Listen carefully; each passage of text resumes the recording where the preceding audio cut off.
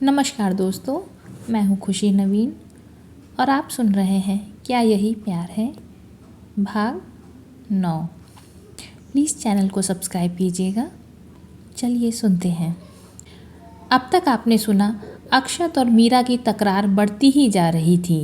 वहीं अर्जुन के मन में मीरा के लिए भावनाएं उमड़ने लगी थीं। कॉलेज में मीरा ने विनीत से दूर रहने और उसकी किसी भी तरह की मदद करने से मना कर दिया।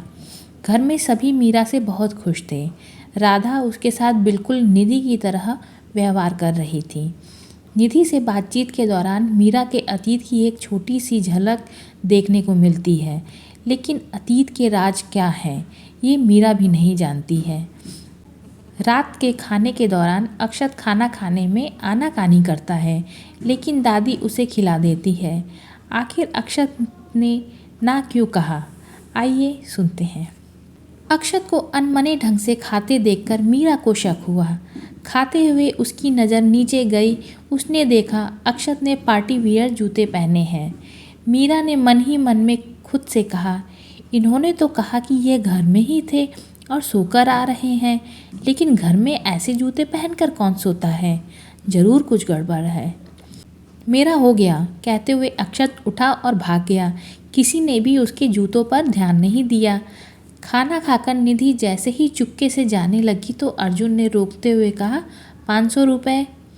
भैया वो तो मैं ऐसे ही मजाक कर रही थी, मुझे तो पता था अक्षत भाई घर में ही हैं, निधि ने बचते हुए कहा। ये सब बातें कहीं और बनाना, चुपचाप पैसे निकाल, अर्जुन ने कहा। निधि कोई पैसे नहीं देगी, मीरा ने आकर कहा। क्यों क्यों नहीं देगी? अर्जुन अब मीरा के सामने था। मीरा मुस्कुराई और कहा, क्योंकि आपके अक्षत जी घर पर नहीं थे, कुछ देर पहले ही बाहर से आए थे। मीरा के मुंह से सच सुनकर अर्जुन अवाक रह गया, लेकिन खुद को सही साबित करना भी ज़रूरी था। इसीलिए कहा, ये आप कैसे कह सकती हैं कि वो बाहर से आया था? उन्होंने डाइनिंग पर पार्टी वियर शूज़ पहने हुए थे, मतलब वो बाहर से आए थे। आप शर्त हार गए, मीरा ने कहा और चली गई। यार तेरी दोस्त तो बहुत इंटेलिजेंट है, उसने कैसे पता लगा लिया? अर्जुन ने कहा। क्योंकि वो मेरी दोस्त है ना, इसीलिए, कहकर निधि भी वहाँ से चली गई। ऊपर खड़ा अक्षत ये सारी बातें सुन रहा था। उसने धीरे से कहा, सिली गर्ल। अक्षत अपने कमरे की ओर चला गया, लेकिन असली मुसीबत तो अब शुरू होनी थी। पेट में दर्द होना शुरू जो हो चुका था। मतलब अब इंसान 2-2 बार खाना खाएगा तो यही हाल होगा ना उसका। कमरे में आकर वह कभी बिस्तर पर गिरता तो कभी सोफे पर। अक्षत उठा और ड्रॉअर से दवा निकाल कर ले ली, लेकिन दवा से भी तुरंत आराम कहाँ आता। थोड़ा वक्त लगता है, पर हमारे अक्षत की सब्र की जो कमी थी। बेचैनी से वो यहाँ वहाँ घूमने लगा। बेचारा किसी से कह भी नहीं सकता था, वरना सुनना पड़ जाएगा। दरअसल घर आने से पहले वह अपने दोस्तों के साथ बाहर ठूस कर जो आया था। अक्षत की उम्र 24 साल थी। अभी हाल में ही उसने अपने ग्रेजुएशन की पढ़ाई कंप्लीट की थी। अपने कॉलेज में वह हमेशा टॉप पर रहा। हिस्ट्री में उसकी अच्छी पकड़ थी। अक्षत के 2 दोस्त थे, एक तरुण और दूसरा शुभ। कॉलेज में अक्षत हमेशा चर्चा में रहा, अपनी पर्सनैलिटी और दूसरा उसका एटीट्यूड। कॉलेज की सभी लड़कियां उस पर फिदा थीं, पर मजाल है वो किसी को भी नज़र भर देख ले। वो हमेशा अपनी ही मस्ती में धुन रहने वाला लड़का था और उसकी यही बातें उसे औरों से अलग भी बनाती थी। अपना पेट पकड़े पकड़े वह बाहर आया और बालकनी में आकर खड़ा हो गया। बस अब एक ही रास्ता है, कहते हुए उसने एक गहरी सांस ली और जेब से सिगरेट निकालकर मुंह में रखते हुए जला ली। अक्षत को सिगरेट की आदत कॉलेज में लगी थी, लेकिन घर वालों को अभी इसके बारे में पता नहीं था। उसने उनके सामने कभी नहीं पी थी। अभी वह खड़ा खड़ा सिगरेट के कश लगा ही रहा था कि तभी सीढ़ियों से मीरा चली आ रही थी। अक्षत ने उसे एक नज़र देखा और बालकनी के सामने देखते हुए फिर से सिगरेट पर ध्यान जमा लिया। मीरा ने देख लिया था शायद, इसीलिए वह उसकी ओर चली आई। उसने हाथ में पकड़ी किताब को टेबल पर रखा और अक्षत के पास आकर धीरे से कहा, सिगरेट पीना बुरी बात है। अक्षत ने कोई जवाब नहीं दिया, बस चुपचाप सामने देखते हुए सिगरेट पीता रहा। अक्षत का कोई जवाब नहीं पाकर मीरा ने कहा, अंकल आंटी को पता है आप सिगरेट पीते हैं? अक्षत ने इस बार भी जवाब नहीं दिया तो मीरा ने खींचते हुए कहा, एक काम करते हैं, हम जाकर बता देते हैं। कहते हुए मीरा जैसे ही जाने लगी, अक्षत एकदम से उसके सामने आ गया। तुम क्या पागल वागल हो? ये सब बातें बताने के लिए होती हैं क्या? नहीं, पर शायद सिगरेट भी पीने के लिए नहीं होती है। It's dangerous for health, Meera ने कहा। अक्षत उसके थोड़ा करीब आया और कहा, मुझे बिल्कुल पसंद नहीं है लोग मुझे इस तरह फालतू एडवाइस दें। निधि की दोस्त हो, उसकी ही दोस्त बनकर रहो। मुझसे फ्रैंक होने की ज़रूरत नहीं है। आपको लगता है हम आपसे फ्रैंक होने का सोचेंगे भी? बिल्कुल नहीं। हमने सिर्फ इसलिए कहा क्योंकि इस एक सिगरेट से आप खुद को नहीं बल्कि अपने आसपास के लोगों और पेड़ पौधों को भी नुकसान पहुंचा रहे हैं, मीरा ने थोड़ा सख्त होकर कहा। वाओ, तुम इलेक्शन में खड़ी क्यों नहीं हो जाती? जीत जाओगी कसम से, अक्षत ने कहा और दूसरी सिगरेट जला ली। लेकिन वह कश ले पाता इससे पहले ही मीरा ने उसके मुंह से सिगरेट निकालकर फेंकते हुए कहा, आप शायद हमारी बात नहीं समझे। हमने कहा इससे नुकसान होता है। सो वॉट, तुम्हें उससे क्या? अक्षत ने कहा।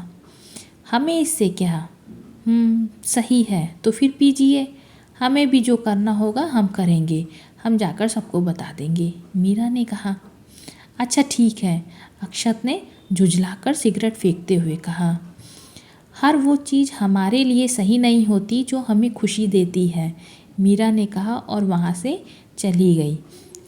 अक्षत वहीं खड़ा खुनस में उसे देखता रहा और कहा, पर तुम तो खुद अपने आप में एक टॉर्चर हो। अक्षत वहीं सोफे पर बैठ गया। पेट अब ठीक था।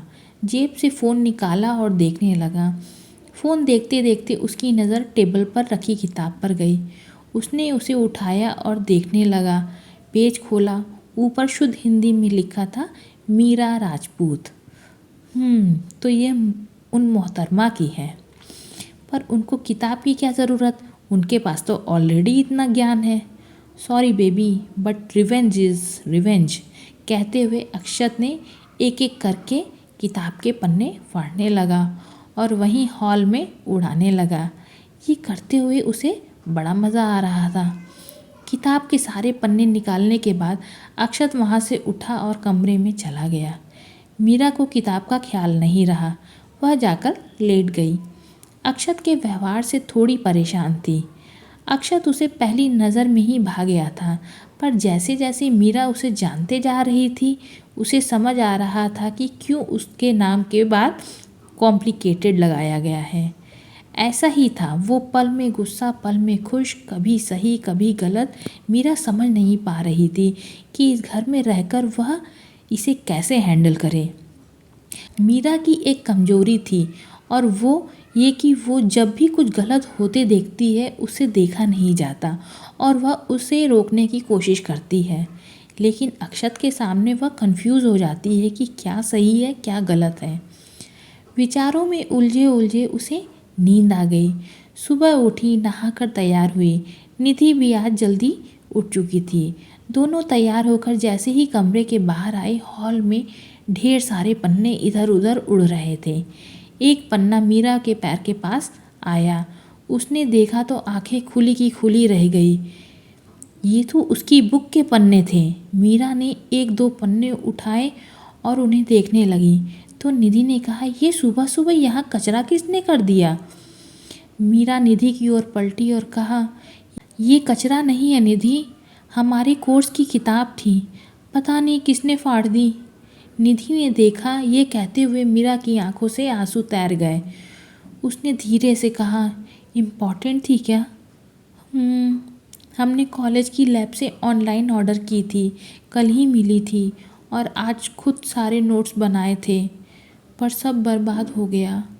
मीरा कहते कहते रुक गई। तुम परेशान मत हो, हम पापा से कहकर दूसरी ऑर्डर करवा देंगे, निधि ने कहा।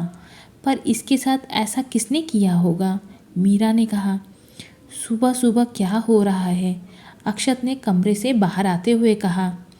भाई पता नहीं किसी ने बुक के सारे पन्ने फाड़ दिए। वो बुक मीरा की थी, इसीलिए वो परेशान हो रही है, निधि ने मायूसी से कहा। सिली गर्ल, इसमें इतना परेशान क्यों होना, बुक ही तो है, और आ जाएगी, अक्षत ने कहा। पूरे 680 रुपये की थी, मीरा ने आंखों में आंसू भरकर कहा। 680 की ही तो थी, बस इतनी सी बात के लिए इतना परेशान? तुम्हारी दोस्त सच में पागल है निधि, अक्षत ने टोंड मारते हुए कहा। आपके लिए सिर्फ 680 हो सकते हैं क्योंकि आपके पास आपके पापा के लाखों रुपए हैं, पर हमारे लिए इन 680 रुपयों की बहुत अहमियत थी। जब खुद कमाएंगे तब एहसास होगा, मीरा ने अक्षत से कहा और वहाँ से चली गई। क्या भाई, वो पहले ही इतना परेशान है और आपने, कहकर निधि भी वहाँ से चली गई। दोनों पागल है, छोटी सी किताब के लिए रो रही हैं। पहले पता होता तो मैं ऐसे करता ही नहीं, कहकर अक्षत फिर से जाकर सो गया। मीरा नीचे आई, उसने अपनी उदासी छुपाने की कोशिश की। नाश्ता करने के बाद मीरा चली गई तो विजय ने निधि से कहा, निधि आज मीरा कुछ परेशान नज़र आ रही है, तुम दोनों के बीच कुछ झगड़ा हुआ है क्या? नहीं पापा, वो दरअसल मीरा की किताब फट गई, बस इसीलिए वो थोड़ा परेशान है, निधि ने कहा। बस इतनी सी बात, मुझे बताओ कौन सी किताब है, मैं अभी ऑनलाइन ऑर्डर कर देता हूँ, अर्जुन ने फ़ोन निकालते हुए कहा। भैया वो नहीं लेगी, निधि ने उदास होकर कहा। पर क्यों बेटा, विजय ने कहा। पापा, उसके अपने कुछ उसूल हैं, अपनी ज़रूरतों के लिए वह किसी का भी एहसान नहीं लेती है। इस घर में भी वह बहुत मिन्नतों के बाद रुकी है, निधि ने कहा। हाँ, ये राजपूत अपने उसूलों और वादों के पक्के होते हैं। खैर तुम कोशिश करना वो मान जाए, विजय ने कहा। अभी नई है ना, इसीलिए थोड़ा परायापन लग रहा है उसे। जब यहाँ रहेगी ना सबके बीच तो इस घर में और हम सबको अपना समझने लगेगी, दादी ने कहा। मैं चलती हूँ पापा, कॉलेज के लिए देर हो रही है, निधि ने कहा और चली गई, लेकिन जाते जाते अपनी परेशानी अर्जुन के चेहरे पर छोड़ गई। कॉलेज में निधि अपनी क्लास में थी और मीरा अपनी क्लास में। दोनों के सब्जेक्ट्स अलग थे, बस एक सब्जेक्ट्स में साथ साथ क्लास होती थी। क्लास खत्म होने के बाद भी मीरा क्लास में ही बैठी रही।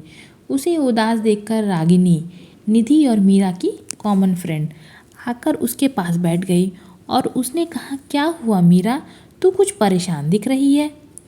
कुछ नहीं रागिनी, बस ऐसे ही, मीरा ने उदास लहजे में कहा।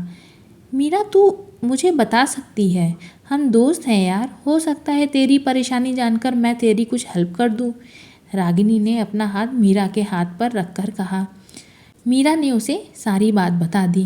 रागिनी ने बड़े ध्यान से सुना और कहा, अगर तेरी फाइनेंशियल प्रॉब्लम सॉल्व हो जाए तो सब ठीक हो जाएगा ना? हाँ, लेकिन उसके लिए बाहर निकलना होगा, मीरा ने कहा। देखो, कॉलेज के बाहर पास ही मेरे एक दोस्त का कैफ़े है, वहाँ पर तुम चाहो तो पार्ट टाइम जॉब कर सकती हो। इससे तुम्हारा कॉलेज भी बंक नहीं होगा और तुम्हें कुछ पैसे भी मिल जाएंगे। 1 महीने बाद एग्ज़ाम्स है, तुम चाहो तो उसके बाद शुरू कर लेना, रागिनी ने कहा। थैंक यू रागिनी, मीरा ने कहा। उसकी थोड़ी परेशानी कम हुई। रागिनी उसे काम के बारे में बताने लगी। तब तक निधि वहाँ आ गई। जब उसने सुना तो उसे बहुत बुरा लगा और उसने कहा, मीरा ऐसा कुछ भी नहीं करेगी। निधि, हमें कुछ ना कुछ तो करना ही होगा ना, मीरा ने कहा। कुछ नहीं करना होगा, जब तक मैं हूँ कुछ पैसों के लिए तुम क्यों जॉब करोगी यार, निधि ने उदास होकर कहा। आज नहीं तो कल खुद के लिए हमें कोई ना कोई काम करना ही होगा निधि, ज़िंदगी भर तो हम तुम्हारे घर में इस तरह नहीं ना रह सकते हैं, मीरा ने कहा। क्यों नहीं रह सकती हो? मम्मी पापा को कोई ऐतराज़ नहीं है मीरा तुम्हारे वहाँ रहने से, निधि ने कहा। हाँ, लेकिन अपनी ज़रूरतों के लिए हम उन्हें परेशान नहीं कर सकते, मीरा ने कहा। लेकिन मीरा, निधि ने कहना चाहा पर मीरा ने रोक दिया और कहा, निधि प्लीज़, हमें बिल्कुल अच्छा नहीं लगेगा तुम्हारे घर वालों से पैसे लेना, प्लीज़ हमारे सम्मान को ठेस मत पहुँचाओ। ठीक है, लेकिन तुम्हारी पढ़ाई, निधि ने कहा। उस पर कोई फ़र्क नहीं पड़ेगा, हम थोड़ी ज़्यादा मेहनत कर लेंगे। बस तुम वादा करो कि घर में ये बात किसी को पता नहीं चलेगी। मीरा ने हाथ आगे बढ़ाकर कहा। निधि ने अपना हाथ मीरा के हाथ पर रखा और कहा, ठीक है, वादा रहा। तीनों क्लास से बाहर चली आईं। कॉलेज खत्म होने के बाद दोनों घर आ गईं। दोपहर का खाना खाने के बाद मीरा कमरे में आकर नोट्स बनाने लगी। शाम को दादी उसे अपने साथ मंदिर ले आईं, जो घर के पास वाली गली में ही था। मंदिर में दर्शन करने के बाद मीरा और दादी कुछ देर के लिए वहीं प्रांगण में बैठ गईं। मीरा बातचीत शुरू करने लगी। मीरा ने बातचीत शुरू करते हुए कहा, दादी माँ, आपकी और दादाजी की लव मैरिज हुई थी ना? दादी माँ, हाँ। मीरा ने कहा, उस जमाने में लव मैरिज होती थी? दादी माँ, नहीं, बिल्कुल नहीं, पर मैंने और तेरे दादाजी ने घर वालों और समाज के खिलाफ जाकर की थी। मीरा, आप दोनों का प्यार कैसे शुरू हुआ, बताइए ना। दादी माँ, मैं तब 16 की थी और वो थे 20 साल के। मेरे पिताजी का बड़ा रौब था। उस वक्त बनारस शहर में तुम्हारे दादाजी हमारे घर के मुंशी के बेटे थे। कभी कभार उनके साथ घर आते जाते थे। तब हमारा बहुत झगड़ा होता था, लेकिन झगड़ा धीरे धीरे कब प्यार में बदल गया पता ही नहीं चला। फिर एक शाम जब घाट किनारे मैं अपनी भाभीयों के साथ दिए जलाने गई थी, तब तेरे दादाजी चुपके से मेरा हाथ पकड़कर मुझे वहाँ से ले गए और अपने प्यार का इजहार किया। ईश्वर के सामने भला कोई झूठ कैसे कहेगा। उनकी बातों में सच और प्यार नज़र आया तो मैंने भी हाँ कर दी। उसके बाद खूब बातें हुईं, उंगलियां उठी, हमें अलग कर दिया गया, लेकिन हम दोनों ने हिम्मत नहीं हारी और फिर एक दिन पिताजी ने हमारे प्यार को मान लिया और शादी करके हम यहाँ चले आए। वाह दादी, आपकी लव स्टोरी तो बहुत क्यूट है, पर क्या हर लव स्टोरी की शुरुआत झगड़े से ही होती है? मीरा ने मासूमियत से पूछा। नहीं, ज़रूरी नहीं, पर अधिकतर प्रेम कहानियाँ झगड़े से ही शुरू होती हैं। इंसान की ज़िंदगी में सबसे खूबसूरत एहसास यही तो होता है, वरना इसके बिना जीवन बेरंग है। दादी ने कहा, आप यहाँ रोज़ आती हैं दादी माँ? मीरा ने बात बदलते हुए कहा, नहीं, कभी कभी आती हूँ, जब या तो बहुत खुश होती हूँ तब, या तो बहुत उदास होती हूँ। दादी ने कहा, फिर आज क्या वजह है, खुशी या उदासी? मीरा ने मुस्कुराकर कहा, आज दोनों ही वजह नहीं है। दादी भी मुस्कुरा उठी। तो फिर? मीरा ने हैरानी से कहा। दादी माँ ने प्यार से मीरा के गाल को छुआ और कहा, क्योंकि आज तुम उदास थी इसीलिए। देखो मीरा, जीवन में सुख दुख आते रहते हैं बेटा, लेकिन हमें डटे रहना चाहिए, घबराना नहीं चाहिए, ना ही दिल छोटा करना चाहिए, क्योंकि कोई भी परेशानी हमारे हौसलों से बड़ी नहीं होती है। ईश्वर एक दरवाज़ा बंद करता है तो एक नया खोलता है। हाँ दादी माँ, आप सही कह रही हैं, जल्दी ही सब ठीक हो जाएगा। मीरा ने कहा। चलो चलो घर चलते हैं, सब इंतज़ार कर रहे होंगे, दादी माँ ने उठते हुए कहा। मीरा ने अपना हाथ दादी माँ की तरफ बढ़ाया। दोनों घर के लिए निकल गए। दादी माँ के रूप में उसे एक दोस्त मिल चुकी थी। घर आकर दादी माँ अपने कमरे में चली गई। मीरा राधा की हेल्प करने किचन में चली आई। उसने कुछ सब्जियाँ काटी। उसकी खामोशी को राधा बखूबी समझ रही थी, इसीलिए बड़े प्यार से उसे हर काम सिखा रही थी। जल्दी ही मीरा सुबह वाली बात भूल गई। रात को खाने पर जैसे ही सब लोग आए, दंग रह गए। आज अक्षत सबसे पहले वहाँ मौजूद था। विजय को तो अपनी आंखों पर यकीन ही नहीं हुआ।